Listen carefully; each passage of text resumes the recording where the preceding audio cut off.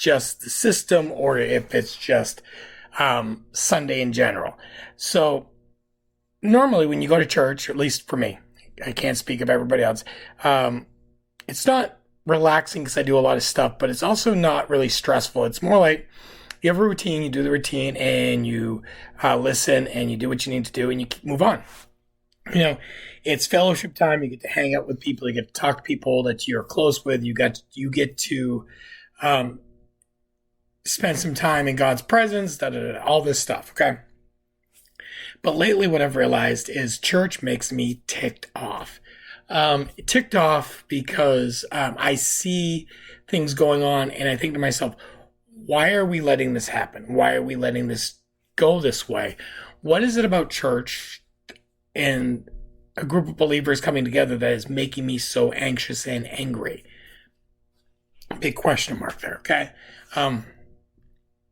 And it could be we live in a very non-church world, okay, non-God world.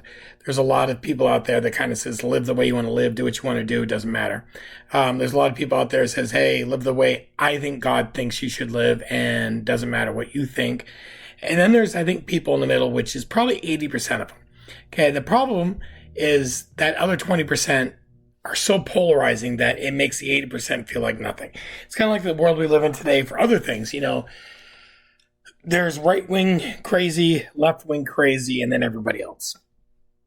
And unfortunately, in the world we live in today, you have to pick sides. There is no middle ground. So, going to church, it's become stressful for me. And it's not stressful because, oh, I hate the people, or, oh, the message isn't resonating. When I go there, I just feel like I want to yell and scream and throw things and just tell people how dumb they're being. Now, they're not really being dumb. It's just, I always thought church, following Christ, was about the message, the plan, okay? So your service, doesn't matter if you've got a piano player, a drum player, and 4 guitarists and 12 vocalists. It doesn't matter what you have for worship team. It doesn't matter how someone looks. It doesn't matter how, oh, that music's too loud. Oh, that music's not fast enough. That doesn't matter. What matters is the message, right? The message is Christ loves you. He died for your sins.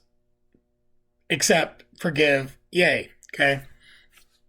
Very Barney style of it. But lately I feel like everyone that I see as a believer, we are kind of like losing that. We're becoming out of touch. We're becoming so focused on, we got to make sure this works. We got to make sure this is pretty. We got to make sure this appearance is good. We got to make sure that we look good. Okay, I am not a perfect person. I'm not a perfect follower of Jesus. I am not a perfect dad. I'm not a perfect husband, perfect grandfather. I'm nothing perfect, okay? I never intended I try, but I'm not going to do it. But lately what I've noticed is there's a lot more people at church pretending to be perfect, pretending that they got it all together. They don't, all right? And when those people do that, I question myself, because I'm thinking to myself, okay, they're saying they're perfect. I know they're not. Am I wrong for saying they're not perfect and calling them out, or should I just leave it alone and let God deal with it? See, my problem is I want to call them out. I want to say, hey, yo, you're not this way. Stop acting like you're perfect. Stop acting like you got it all together. You don't. But the last time I did something like that, it caused a lot of turmoil. The last time I really did that was probably 2012, 2013. I went to a Bible study for men, and these guys were talking about how they're being persecuted and under the Obama administration, and how we were being picked on as Christians. And I just lost it. And I'm like, I've been to places where Christians die. Okay. You're talking about, a Democrat. You're talking about so little. Oh my God, he might take away our freedom. Just so you know, that was 12, 13 years ago. You're still allowed to have a Bible. You're still allowed to pray. You're still allowed to go to church. There's no Gestapo coming down to close a building. Um, and I called them out. I said, hey guys, you're stupid. And I never went back to that men's Bible study. I also don't go to that church anymore, that one, because I kind of felt like, okay, I can't. Church I go to now, I'm not, I wouldn't say I'm in leadership, but I'm in charge of things. Okay. And with that, I see a lot of people who come to church early, they do what they, think they need to do, and they act all perfect. But then you see them in the real world and you see that they're not. But when you see them on Sunday, they're like, oh my God, I'm perfect. Everything's great. Not everything's great. Okay. Pretending that it's great isn't going to make it great. Pretending that everything is perfect isn't going to make it perfect. And I think we're losing touch with that on both sides of the world. Okay. And I hear it and I ruffle a lot of feathers because I say things that maybe don't come across right. But I see on social media, you have Christians who say the government's coming for you. They want to shut down churches. Then you have LGBTQ activists saying the government's coming for us. They want to shut us down. You have car people who drive gasoline cars. The government's coming for us. They want us to drive electric. Then you have electric driving people who says, the government's coming for us. They want us to go back to cars. They don't like the environment. Everything is about the government coming to try to shut us down. Okay. Is the world perfect? No. Is our government perfect? No. Would the government like to shut certain things down? Absolutely. It ain't happening. Okay. Trump said he was going to get rid of Obamacare. The Affordable Care Act is still there. Okay. You don't have to, it's not as many bells and whistles still there. They talk about, Obama was talking about how, he was going to have a big, beautiful healthcare plan and no one's going to lose their coverage, and people lost their coverage. George Bush said no new taxes, and there was taxes. Other George Bush said there was weapons of mass destruction in Iraq. There wasn't. Joe Biden said Afghanistan, we were going to pull out and it was going to be great. No one was going to get screwed up. Didn't happen. Okay. Our government is not trying to kill us or to shut us down or to destroy us. Our government is run by a bunch of idiots. Okay. Idiots who think they know better and they don't. Most of them, not all of them, most of them have done this for so long. They couldn't tell you a good idea if it slapped them in the face. Okay. Nancy Pelosi, Mitch McConnell, these guys have been in office forever. We have senators and Congress people, House Representative people dying because they're so old. We always talk about term limits. We always talk about age limits. Some people say, well, you shouldn't be able to vote for president unless you're old enough to be president. That's 35. And that's segregating all these people out. Okay. I think you also shouldn't be able to run for president if you're old enough to collect Social Security. Okay. I think there's a 30-year window, 30 to 35, 65. If you're not in that age group, you shouldn't run. Now, is there exceptions to every rule? Probably, but not right now. We have a almost 80-year-old man running the country. Before that, we had an 80-year-old man running the country. Before that, we had Trump again. Before that, it's like Obama was young, Clinton was young, JFK was young. The second Bush was younger, younger than the first Bush. We have a whole bunch of people running our country that are old and decrepit, and they act like they're perfect. Brings me back to the church philosophy. Okay. If you go by the Bible, and I'm not saying you have to, but the Bible basically says Jesus was like 30 when he started his mission. And by the time he was 33, he was done.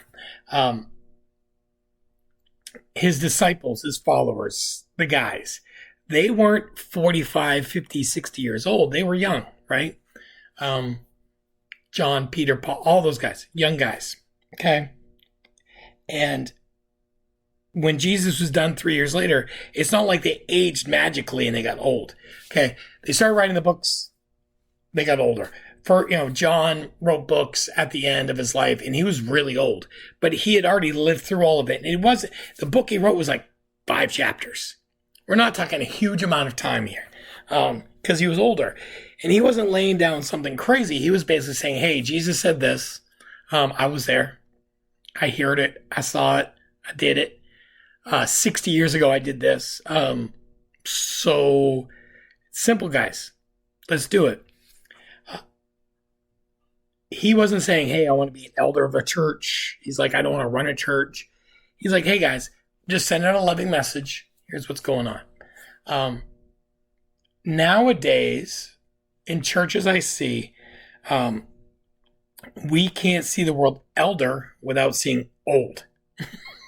Okay. Elder should mean someone who has life experience, yes. Someone who is a follower of the church or follower of Christ's teachings, yes. Someone who understands God's path and how to get there. That's it. To me, that's it. Now, is there a huge book? Is there like steps? Probably.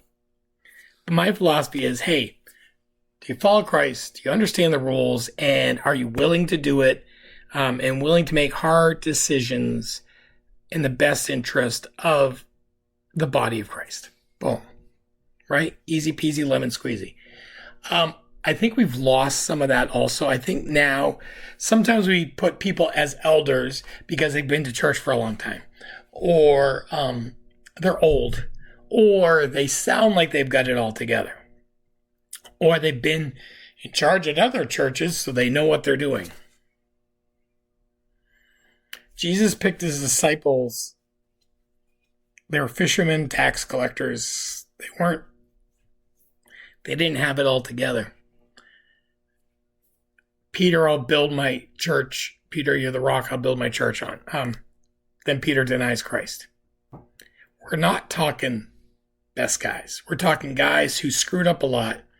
Christ forgave and they worked through it. And then they realized towards the end of their lives, hey, I screwed up a lot, but Christ still cared about me and maybe I should tell others. It isn't like the day Jesus got crucified, all of a sudden Peter's like, I need to go tell the world. No, he hid. He hid in a room with the other guys and basically said, hey, we're going to hide here because we're afraid we're going to die.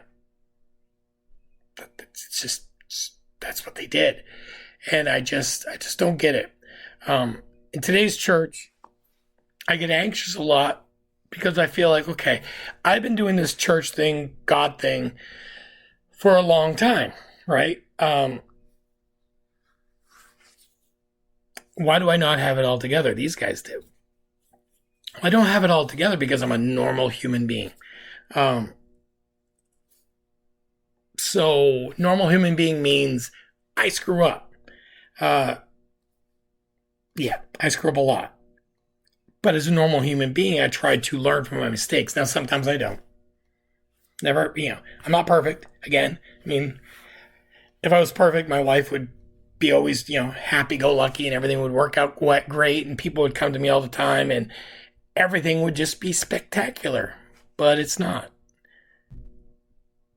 But I'm okay with that. I'm not afraid to show my inadequacy. I'm not afraid to show that, hey, sometimes I'm an idiot. I'm not afraid to show that things frustrate me, things anger me, things make me want to throw things at people. But I feel like in today's church and today's world in general, we don't want to show that. We don't want to show that there are some Republicans or right-wing people that are just angry, racist crackheads, okay? They're just horrible people. We don't want to show that there's some left-leaning liberals that are just horrible. Everything is race, sex, gender, sexuality, and everything else. We can't just say, hey, you're a horrible person, because I can't say you're a horrible person because I haven't lived your truth.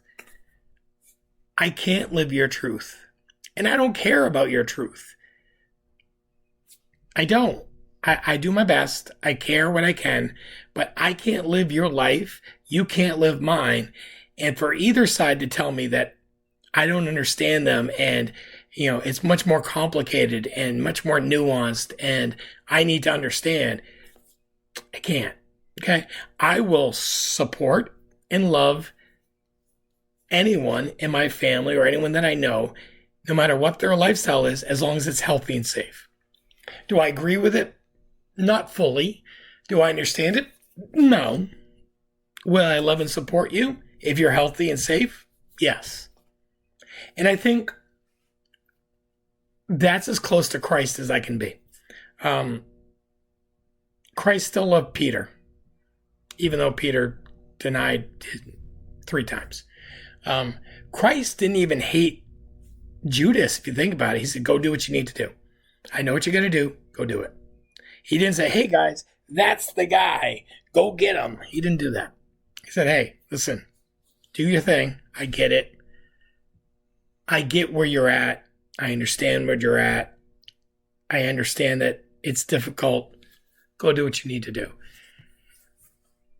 When Jesus went and got Saul, turned him into Paul, he wasn't like, hey, Saul, you suck because you've been persecuting my people, and I'm going to bring you over here so people can kill you. No, he said, hey, stop. Your new name, your new title, this is what you're going to do. And even when the church was battling between Peter and Paul and battling on which way they were going to follow Christ, no one said, Jesus didn't come down or during the 40 days. He didn't come and say, hey, everyone, listen, Peter's right. Do it his way. Or Paul's right. Do it. He knew that one was talking to the Jewish old school and one was talking to the Gentile new school. And he knew the only way to get the message out to both was to allow 2 different voices say the same message but in different ways. It's kind of like when you're a parent.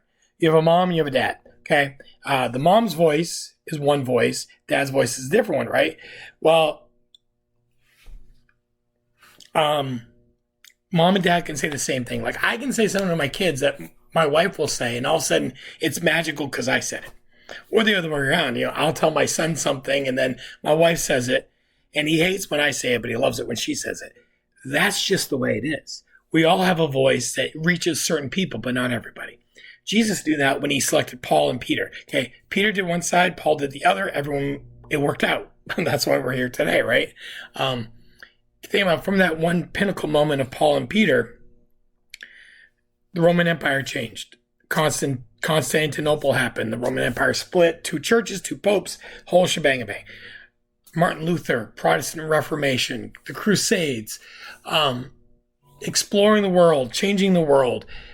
New world where we are now.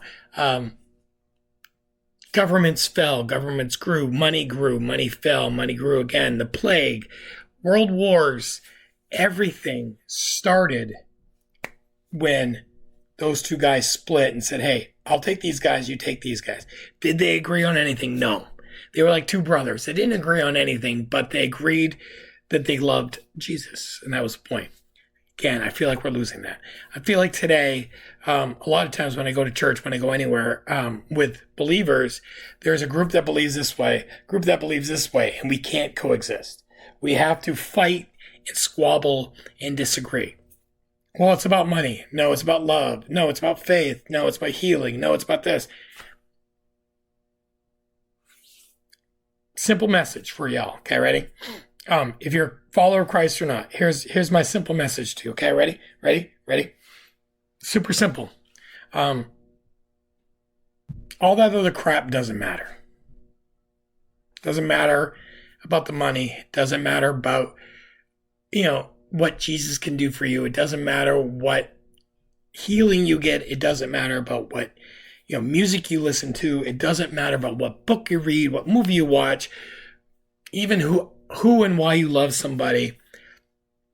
Here's a simple message. Ready? God loved you. Even though we are stupid, dumb, idiotic, and just asinine people. We were stupid for a very long time. God sent his son. Okay. It's kind of like me saying, Jeremiah, go to the world. Okay. And then he said, okay, listen, son, listen, they're going to kill you because you're telling them to love one another. They're going to kill you because you're going to say, stop doing this stupid crap that makes no sense and go back to the OG. The OG, love one another. Love your God, all your heart, love one another. Boom. Simple. All the rest works out. Okay. Everyone's like, well, honor thy father, thy mother. If you love the God, your God with all your heart, love one another, that will work out. Don't steal. Don't murder somebody. Don't covet someone's wife. Love one another. Love your God. All works out, right? All works out. If you follow those two simple things, everything else works. Now, have I stolen? Yes. Have I coveted other things? Yes. Have I done bad things to other human beings? Yes. Am I happy about any of it? No. I screwed up a lot. I've done a lot of bad things. I fall on my knees and I say, Jesus, I'm sorry. I go to the people and I try to apologize. If they accept my apology, great. If they don't, I gave a real apology. I gave a heartfelt feel. I did my best. It's up to them now, not up to me. Do you think Peter was like, oh God, I denied you 3 times. I'll leave. No, he's like, Jesus, forgive me. I screwed up. I mean, Timothy, show me where the nails hit. Dude, you see in Jesus in front of you. You know he died. He said he was coming back. He didn't listen, but well, prove it. Prove you're Jesus, not some clone. Okay? Simple. Love one another. Love your God with all your heart. All this other bureaucratic baloney doesn't matter. And I think we've lost that. I have run into way too many people in church structures, in the world structures, that have lost the love one another. Okay? You don't have to be a follower of Jesus. But listen, do you love your neighbor? Even when, okay, so say your neighbor, I don't know, say your neighbor has a sign that says, we respect science. We look at facts. Everyone matter. Black lives matter. And you think to yourself, I don't believe in all that. Do you go and burn their sign down, or you go, hey, let's chat. What's your day like? How are you doing today? Are you polite? Are you nice? Are you cordial? Are you just a royal pain in the butt? There are people on both sides that will burn flags, will burn signs, will throw rocks, will just be hateful online. Why? Because their side is the only right side. Love one another. Love God. And if you don't do the God part because I don't believe there's a God, love one another. Treat people like you want to be treated. If you do that, magically, things get better. Less war, less famine, less death, less carnage. That's the simple thing. So I don't know about you. When I go to church, I'm hoping to be less anxious. But until I think I see a change, until I see people living the way Jesus said to live. Not perfect, okay? I'm not saying, hey, you have to be perfect and glowing. Are you trying to be a good neighbor and a good believer in God? Or don't believe in God? Are you trying to be a good neighbor? Are you trying to be respectful of others? Are you trying to care about one another? That's it. Quick, simple, easy, right? Love one another. Love God. And until I see the church turn that way more, and unfortunately, I'm sorry, I feel like it's losing that a little bit. I think my anxiety and my stress going is not going to change. I don't think it's the church I go to. I think it's the church as a whole. Doesn't matter if you're Catholic, Protestant, Jewish. All of these guys right now, I think in the world we live in, with a political climate and what's going on in the world, I think that's lost. And we need to get back. So tomorrow's day 11. We can do this. Also, today's my wife's birthday. Happy birthday, my love. I know you don't watch these, but maybe someone will tell you that I talked about you. Okay? Till tomorrow, guys.